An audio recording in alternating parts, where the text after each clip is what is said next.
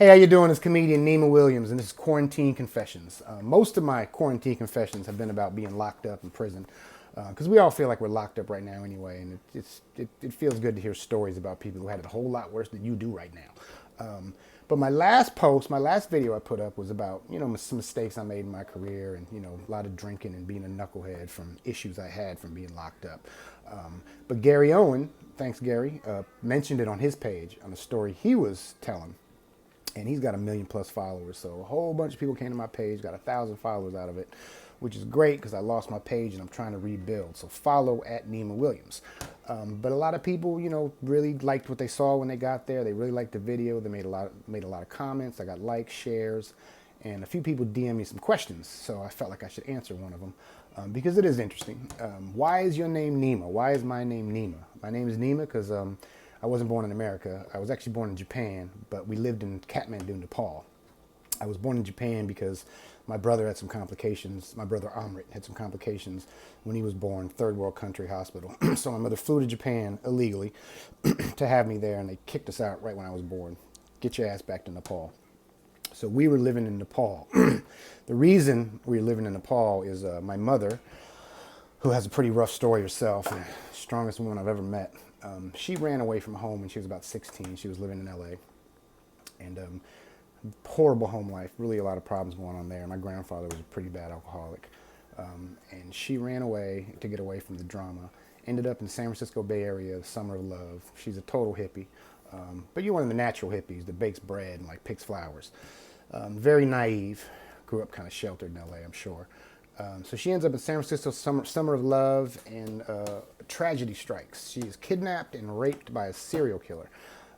And she ended up finding this man 25 years later, found out he was on death row, he was a serial killer. And she is probably one of the only victims he didn't kill. Maybe it was his first, I don't know, but thank God he didn't.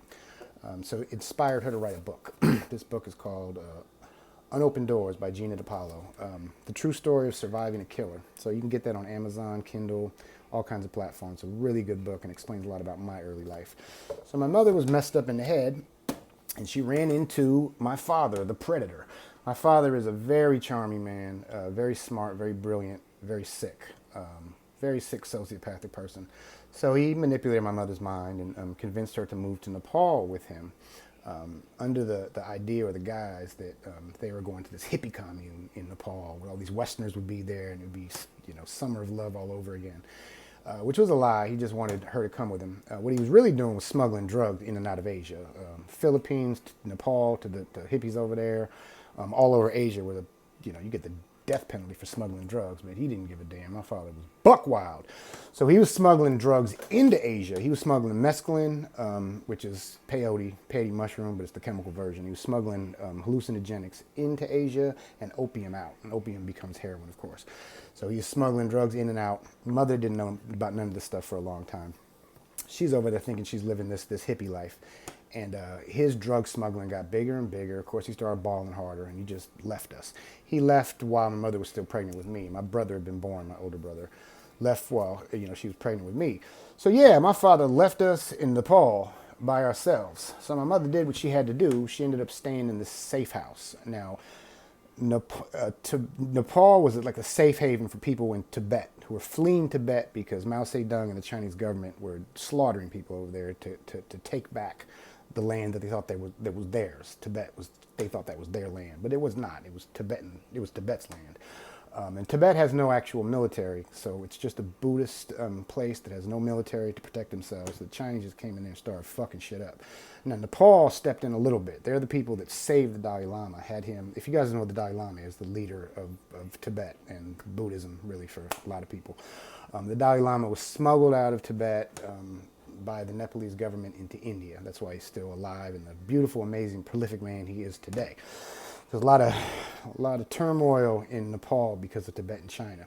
So they had a safe house there that my mother ended up getting smuggled into, staying in this safe house, this abandoned house. I believe my stepfather helped her get into that house, but some of these stories are hazy. So my stepfather, Tenzin, who was the Tibetan man, who was a Kampa guerrilla fighting for the American CIA against the Chinese government, told my mother that that house was going to be blown up by the Chinese government. So moved her out of there. House that ended up getting blown up. I'm sure people died. I don't know the full story. But mother was saved by my stepfather. Thank God, because I wouldn't be here. So my stepfather steps in while my mother's still pregnant. So he's the only father I really knew in that sense. So we move into another house, and this is a mud house. This is where they lived in Nepal. It's the house that's on the cover of this book. And I'll show you a picture of it real quick. So we lived in a mud house in Nepal with no running water. We had some electricity, I think, but I really just remember candles, like no TV or anything like that. But we did have light. I think we had light. But we'd bathe in like water that my mother would get from the river, like bathe us in these plastic tubs, or there was just communal bathing areas. So we live in a mud hut in a third world country with my stepfather Tenzin and my mother and my brother. And I just remember, like, the rats, man. We used to have a serious rat problem. Every time it rained, the rats would come in to our little hut. And the reason is, in Buddhist culture, you can't kill nothing. So the rats are good luck and sacred. So damn. So I just remember my stepfather, when it would rain, he'd be sitting at the edge of the bed going, trying to scare the rats away. I ended up getting bit on my hand by a rat. So I've got like a phobia of rats to this day. So it was, third world conditions. It was pretty rough there. I maybe would have grew up there for all I know for the rest of my life, but I ended up getting really sick at about 8 years old. I had amoebic dysentery, which is basically what you get when you drink the water in Mexico. The amoebas mess your stomach up, bad diarrhea, really sick, high fevers. But on top of that, I got malaria and I had the measles. And I actually went blind briefly from the measles. Thank God that didn't last. I went blind from the measles. My temperature was so high, I was in the hospital from about 8 months old to like 3, I think. I don't know, just in the hospital. And my mother's heart because they used to keep me in this metal crib with these bars. Ironically, I ended up behind bars later in life by choice. I was blind and banging my head against the bars. My mother couldn't take it, so she started bringing me back and forth from the mud hut to the hospital on a rickshaw, no car. And at one point, they told my mother, look, your son's going to die. Give it up. Let him go. And, my mother's a mother, so she refused to do that. So every day, she's taking me back and forth in rickshaws to the hospital, to the mud hut, to the hospital, no running water, taking cold baths in the base of the Himalayan mountains where it's below zero all the time. So it was pretty rough living, and I was sick for a really long time. So I started to get better, but, I was too young to really survive that kind of thing. So I kept coming back, kept getting sick, kept coming back. So we ended up moving to America so I could get some better medical attention.